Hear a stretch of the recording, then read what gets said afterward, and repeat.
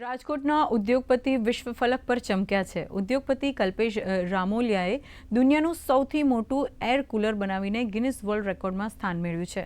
આ air cooler ઉર્જા બચત, મજબૂત બોડી મટીરિયલ્સ અને પર્યાવરણને અનુકૂળ ડિઝાઇન સાથે સુસજ્જ છે. વિશાળ કદવાળું કુલર ઉર્જા બચાવતું અને કાર્યક્ષમ એન્જિનિયરિંગનો ભવ્ય નમૂનો છે.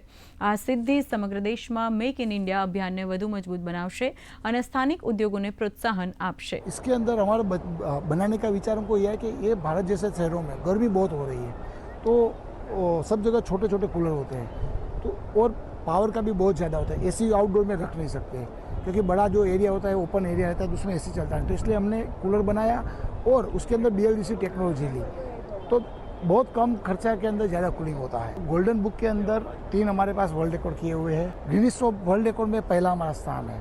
तो हमारा एक कोर पर्पस कोर विज़न हमारा है इनोवेशन एंड इम्प्रूवमेंट. तो हमेशा हम हर दम और हर दिन हम लोग नया नया देते रहेंगे.